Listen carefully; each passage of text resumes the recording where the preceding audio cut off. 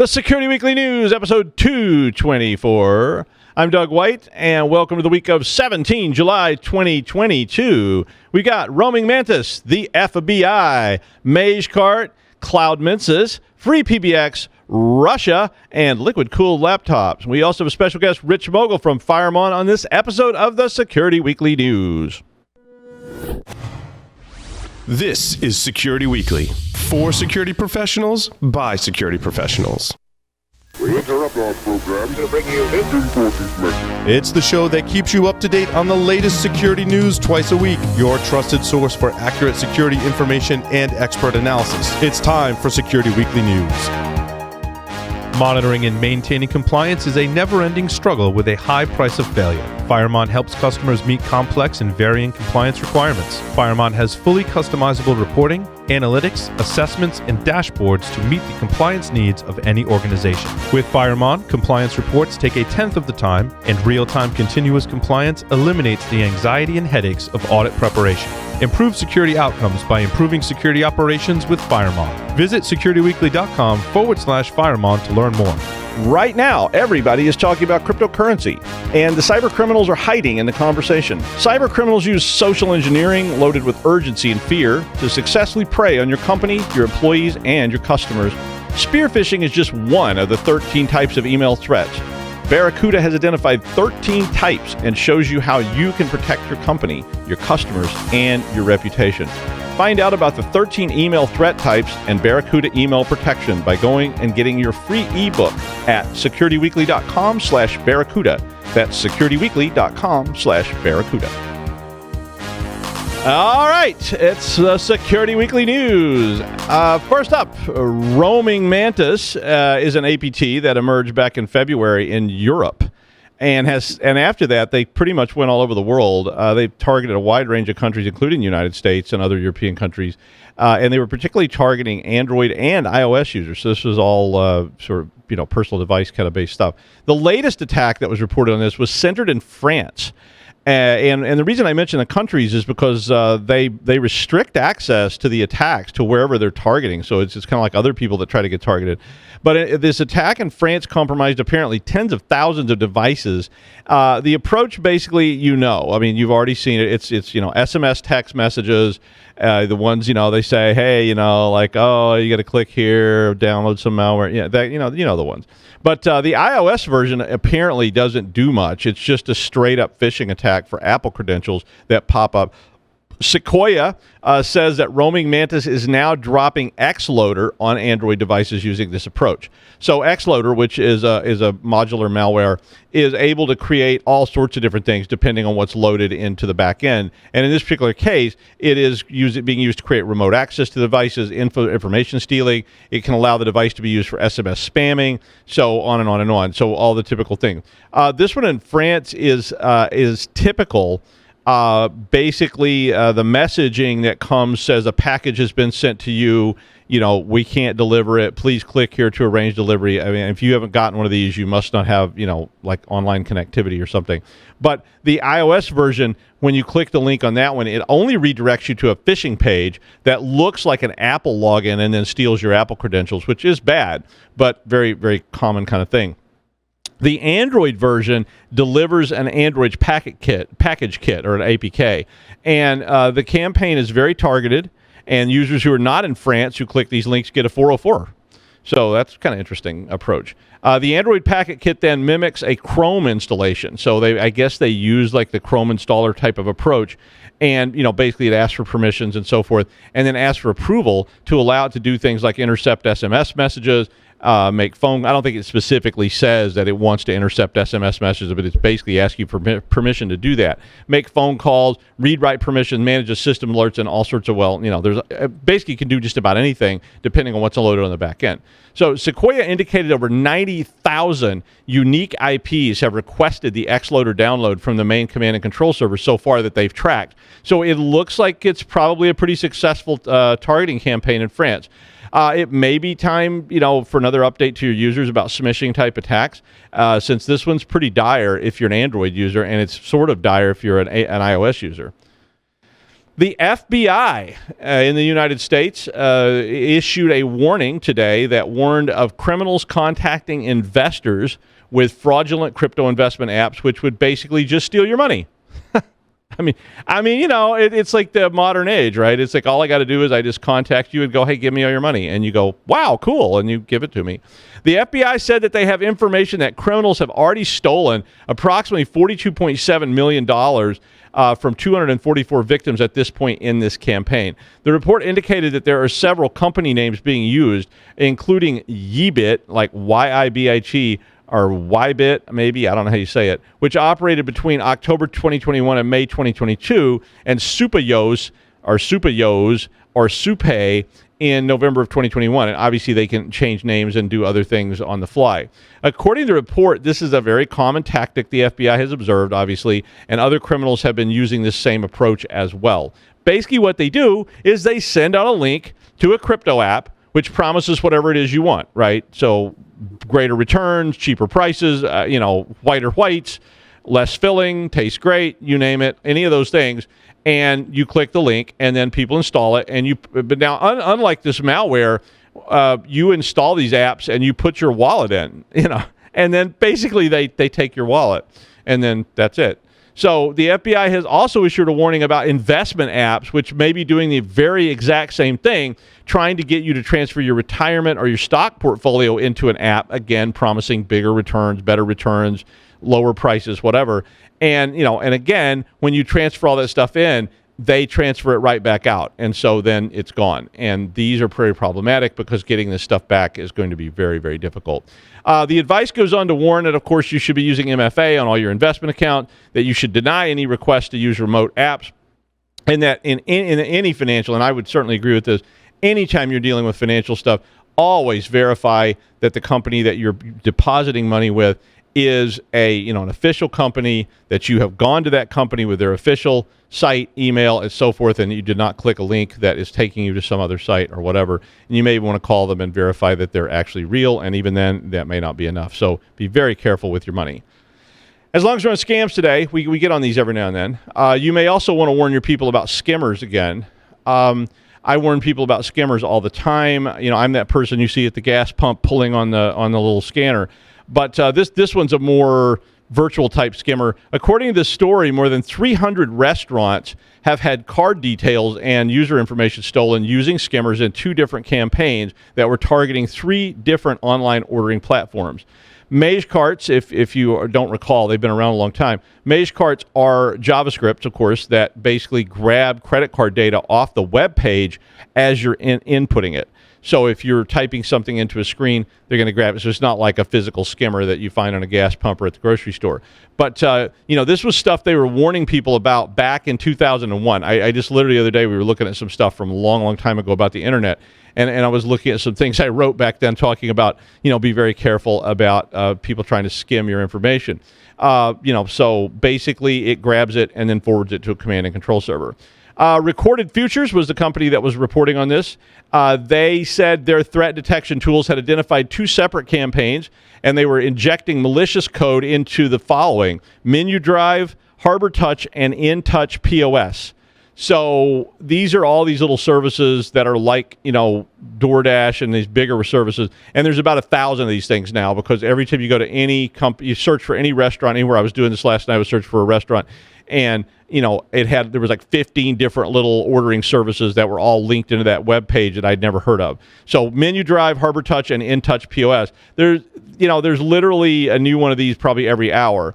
Most of these targeted people were small restaurants across the United States, which use lower cost alternatives, of course, to these big operations. Obviously, cheap has a price. On the platforms, the web skimmer then gets injected into the restaurant's web page and also into the subdomain. So if you're on there, they're collecting information. The one on Menu Drive had 2 scripts, one which grabbed the card data and the other one grabbed user information, phone numbers, or anything else it could grab off the page. And it was attached to the on-mouse down event and other button clicks that were on the page. The Recorded Future indicated that the campaigns are ongoing, And the domains are still up and functioning. That's the command and control domains. They're up and functioning. So I will say that the big credit card companies have really gotten better about detecting and dealing with this kind of fraud in the last 10 years or so. But still be careful out there. My old advice, and this is what I found from 2001. My old advice is still good. It was get a low limit card that you use on low-end purchases like this that you can use. Credit card companies will set any limit you want as long as it's lower than your max limit. So you can go in there and tell them, I want a limit of $100 on this card. And you just get one for dining or whatever limit you can live with. And then set it as low as you can handle, and you'll be fine. Well, you still may get ripped off, but you won't get ripped off for very much. CloudMensis is a new malware that backdoors Mac OS devices and can exfiltrate information from them. ESET spotted this operating in April and named it based on I know what all the things they named it on. I don't know where the name came from, but pCloud. They base it on pCloud, Yandex Disk, and Dropbox. I don't know how they got CloudMensis out of that, but okay, whatever. But anyway, Dropbox is used for command and control in this whole thing. The main goal of the campaign appears to be to collect sensitive information from infected Macs through various tactics. The malware can do just about anything once it gets on there. They can grab screenshots, they can take documents, they can grab keystrokes, they can list up. From what I can read, it looks like they can do just about whatever they want. It's probably modular, so they can just have it download whatever. The tool literally has dozens of built-in commands. So it actually kind of reminded me of stuff like Mimikatz, which is just like a fully built-out tool. And it basically will let the remote operations people, do whatever they want. They can list all your running processes. They can start captures running. They can run shell commands. They can download stuff. They can inject files from off-site, et cetera, et cetera. ESET believes this first started back in February of 2022, and they said it has only been sporadic since then, so it may have been a bigger campaign that is now since completed. They did not know, however, what the original infection vector was, but they did say that the attackers' Objective-C coding abilities looked like they didn't really know Mac OS very well. I was like, that's interesting. Servers which run open-source Asterisk communication software for Digium VoIP services are being attacked. The hackers install web shell interfaces that allow very subtle control of the comm systems. Palo Alto said that they believe the attackers are gaining access on the on-prem servers using CVE 2021-454-671, which is a critical remote code execution flaw from last year. The original flaw was found in servers running REST phone apps or REST apps, and when you remember we reported on that, which this is a VoIP package from Sangoma. This particular vulnerability that's being exploited is in the FreePBX, which is a private internal phone networking management kit, and it is, according to the article, the most widely used PBX software in the world today. And you remember when you had to buy those big PBX setups and man it, remember those big things? And yeah, that was interesting times. Palo Alto said this attack is targeting the Elastics system, which is used in Digium phones, which is based on FreePBX, which probably means that the vulnerability could be in other stuff as well, but this is what they were observing. They said they had witnessed more than 500,000 unique malware samples related to this between December 2021 and March 2022. Anyone who is using FreePBX or any component of FreePBX should probably read this report, according to the article. A Russian court, that always bodes well, right? A Russian court. Well, they fined Google $374 million on Monday since Google had failed to remove content that the Russian government didn't like. The Tagansky District Court of Moscow claimed that YouTube content contained, quote, fakes about the course of a special military operation in the Ukraine and, quote, discredited Russian armed forces. The court also indicated the material promoted terrorism and extremism. The conviction cited Google for, quote, an indifferent attitude to the life and health of minors. Might as well throw everything in there, right? You should have put in they abused some small animals or something, too.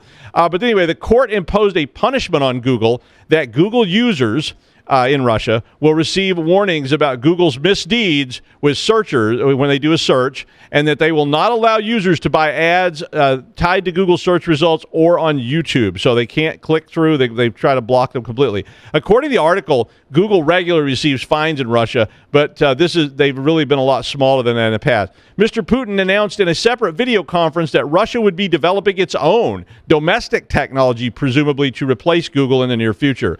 Google has mostly left Russia except for its free services like search engine, YouTube, Gmail, Maps, Android Play, like mostly. But they started leaving in March of this year. There's sanctions, all kinds of craziness. Russian authorities seized its bank accounts then in May, and Google declared bankruptcy in Russia. So soon, probably no more there. Well, today we have Rich Mogull from Firemon on the show. Rich is Senior Vice President of Security at Firemon and has a lot of security, a lot of experience in the security space of the year. And he brought a few articles of his own to talk about. Hi, Rich. How's it going? Good. How are you doing? Doing well. So just off a vacation for a week. So all of my news is going to be old news because I was completely offline for about 8 days there. By the way, strong recommend. Really? I think I'd get the shakes. Just. The funny part is we were actually on a Disney cruise ship, and they've got their little navigator app. You pull it up to chat with your family on board, but there's no outside access. And I would send my family members a message, and then I would flip over to email. Not that I had email access, but even like 6 days in, I was still instinctively tapping that little email button to see what was going on. That just kind of sounds like the gateway to a massacre to me. It's just like... Oh yeah, no, I'm trapped on a ship. Amazing. Save me! But so there are some interesting things, and one of them was a little bit older. It came out in the middle of June, but it was I just found out about it after I got back because it was a new vulnerability in Microsoft Azure that was actually posted in a Twitter thread, which is kind of how I missed it until somebody else brought it over into one of the channels that I actively monitor. And this was an interesting one because it compromised the Azure Synapse service and was a cross-tenant vulnerability. So the attacker was actually able to get in and move cross-tenant and gain very sensitive information, passwords, certificates, and other things outside of through other areas of that Azure infrastructure. Now, for those of you who don't know, Azure's having a little bit of a rough time in terms of their security. There's been multiple cross-tenant Azure vulnerabilities lately that have appeared. There's been some news articles and everything about this. And I hate to say it, in my book, I think, anybody old enough to remember the Trustworthy Computing Initiative?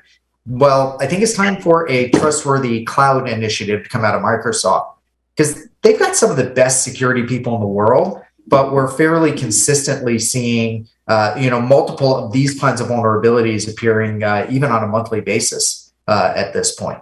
So that one is the Azure Synapse vulnerability that came out with, and what was the name of that? Hold on, let me pull up the thread here. Oh, Synapse or Synapse. I don't know. I'm a medical guy, so I call it Synapse, not Synapse. But Synapse vulnerability is the tag on this one if you want to go look that one up. There's another one that came out actually. Go ahead. So what are some things that people could do, you think, maybe with Azure? I mean, a lot of people start using cloud-based stuff, so cloud-based solutions and so forth, myself included. A lot of people don't stop and take time to think about the differences or the differential between that and like I have this server in a rack and I control it and I can go do this. What are just some like basic things people could start thinking about in terms of as they migrate this stuff? What are some of the big threats? Well, I mean, one, use Amazon. They've got some vulns, but they're not running into the level of all the providers have a little bit of stuff. We are seeing a greater issue with Azure than the other providers right now. That's going to have to change at some point. So I think that some of these are vulnerabilities that you can't do a lot about yourself to prevent them. Because somebody gets into the service fabric of Azure, which is what we are seeing, that really is where things become a problem that you can't control yourself. So I have a couple of recommendations. So this is sloppy back end, right? So this is like the sloppy development rather than, I left my Bitbuckets open.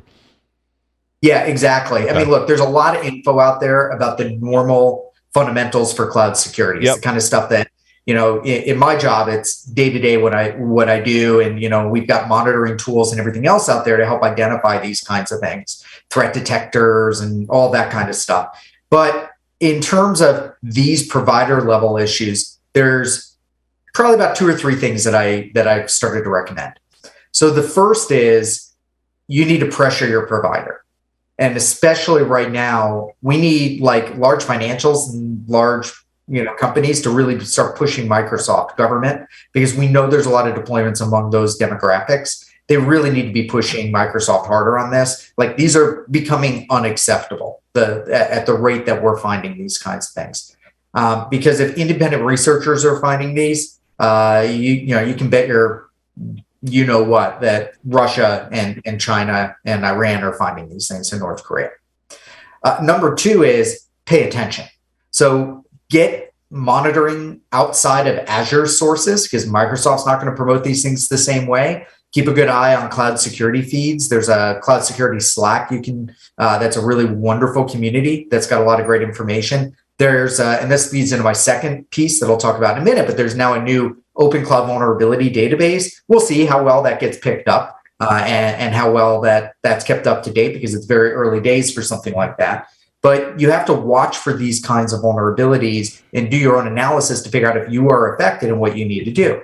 Because in some cases, the vulnerability will turn out to be in like an endpoint agent. And we had that again with Azure. I think Wiz discovered this one. They did an RSA talk about it, where that there was a vulnerability in an agent that was default deployed in most Azure Windows deployments. Well, Microsoft can close that vulnerability, but you have to go ahead and update all of your stuff. We find that when there's overly permissive IAM policies in Amazon can fix some of those, but it's in things that you have deployed, you have to go ahead and push some of those updates out yourself. So really being aware, keeping an eye on things, those are the kinds of things that will really help you as these discovered. So one, keep an eye on the feeds to know what's going on. And it's not going to be your normal threat intel feeds, because the normal companies just don't have a handle on this. Cloud is still too underserved territory from that perspective. And then number two is, as you discover the vulnerability, do research and determine, do I need to fix any of this, and can I make changes myself? Because even if the cloud provider has patched some of the back end, depending on the layer of where that vulnerability is, there may be actions that you need to take on your side to push some updates out, depending on what you have deployed. And then the last one, again, is pressure the hell out of the cloud providers. And right now, let's put Microsoft under more scrutiny than anyone else, because we've been finding more on Microsoft. They all deserve the scrutiny, okay? Amazon's had some issues, Google's had some issues as well, but this is where we see the bigger problems right now. So hammer on them anytime these things come out. We need a cultural change over there, because they've got the security brains in the company, but they don't seem to be working in the right, being given the right authority to make sure these things aren't happening. Well, that's all back to that AppSec stuff, right? I mean, we see that all the time on Application Security Weekly. They're talking about how do you get your security people engaged in your development teams, and I don't know about you, but I've certainly been on groups where one group was pressuring me to get code out the door, and you're saying, well, we haven't tested even half of this stuff yet, and they're just like, this is going out on Friday whether you test it or not. It's going out because we promised, we have contractual obligations, and that's that whole AppSec problem is how do you treat the security people with the same respect that you treat the marketing people, and the customers. So yeah, I mean, and my other addition to that one is about scanning. I always tell clients, look, you need to be scanning your environment all the time, looking for threats, and it's not that hard to do, really. So yeah, basically what you said. So I agree. Yeah, and again, if we look at the shared responsibilities model for cloud, there's a whole realm of misconfigurations and such that you need to handle yourself. And that's where we and other vendors come into play, because we provide the tooling around that. Some of us also have the threat detectors and alerting kinds of capabilities. And, and that's valuable for the known things that you can manage. But you also need to keep an eye out when these fabric vulnerabilities hit, the things that in the provider itself, that's their part of the shared responsibilities model. And really, there's limited. We can't scan. And that's what I mean by scanning too, because I mean, watching for, are there threats that I need to do something about, even though I didn't have anything to do with it. So even if it's just a Google search is saying Azure vulnerabilities every Monday morning, you may see, oh, wow, there's this problem. I need to do something about it. They're not going to fix it. So I'm going to have to block it. I'm going to have to do something. So. Yeah, absolutely. And frequently they fix it, but then there's still actions that you need to take beyond that. Once they fix that back end, some of those are things that you need to change the configuration on your side. And that's a really critical part of that you need to understand. Remember, the vendors tend to downplay these things. Right. So you've got to keep your eye out on alternative sources as well. And that's what brought to this. It's called cloudvulndb.org. Again, it's very new. It's got a little bit of vendor backing behind it, as well as some work that Scott Piper's a great cloud security researcher did. I think he kind of founded he kind of backed it. One of our competitors actually sponsors it. I don't care. We just need to have more people aware of these. But again, if you're big, pressure the heck out of your cloud providers, because they can reduce this level of exposure if so many of these things are being found and reported externally. I agree. I think that's a great idea if you're big enough. I mean, it's when I call, they don't answer the phone. But yeah, if you've got enough juice, you may be able to push harder to get them to do stuff. And you can always make decisions based on this too, and hit them where it hurts. So if they won't fix it, Although my Azure deployments financially aren't going to affect them, but I've got a megaphone as an industry speaker type person, so that's why I'm pushing hard. And like I said, they've got the knowledge, they've got the skills internally. They just seem to have some process issues around this stuff. And did you had one more story? Yeah. So the last thing is again, this came out while I was out on my trip.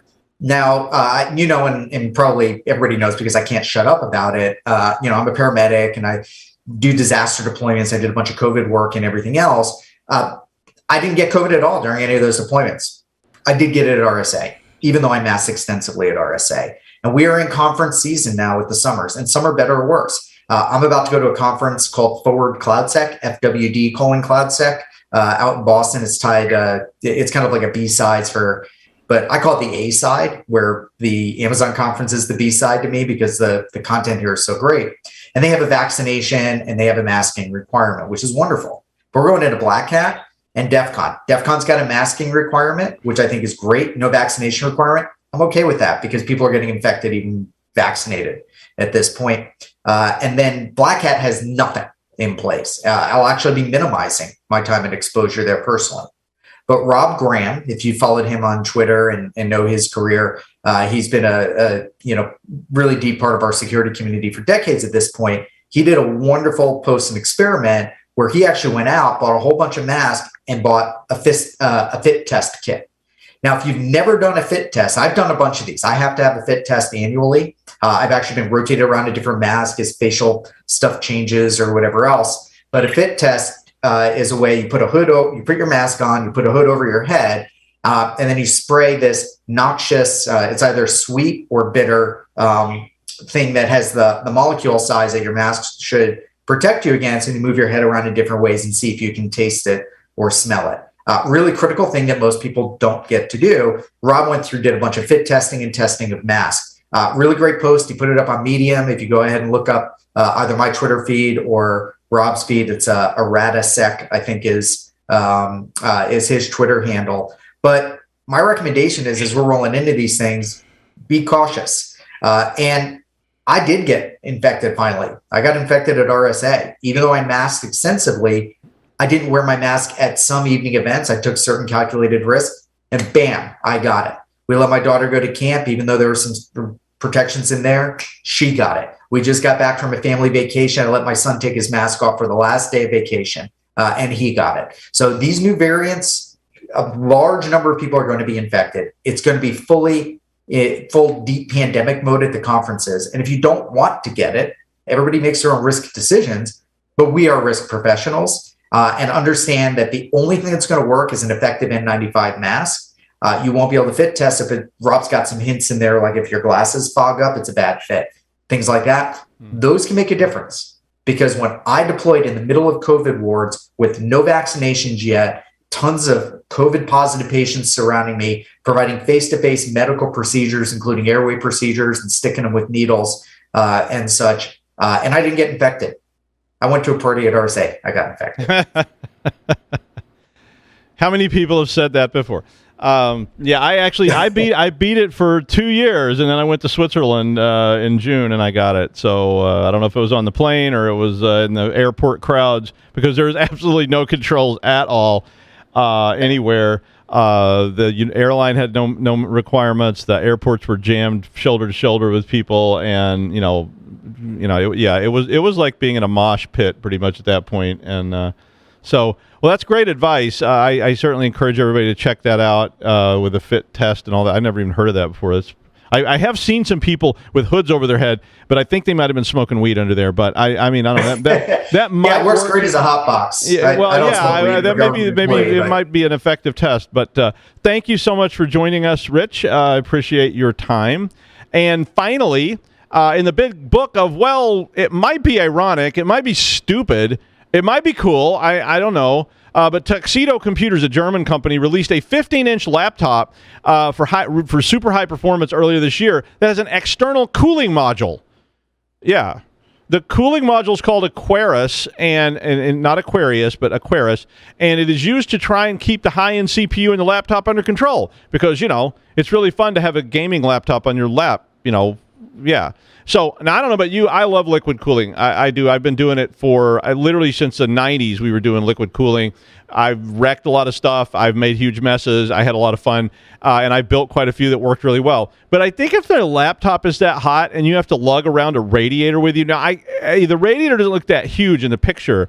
It's not as big as a laptop, so it's certainly not the size, but it looks about like the size of the radiator I used to have on my MG, which overheated all the time. But yeah, so if you have to lug all that around, I don't know. Anyway, it's a fun story. I thought you might enjoy it. Check it out. That's the news. Thanks, Rich. This segment was sponsored by Firemon. If you want to learn more about Firemon, please visit securityweekly.com/Firemon.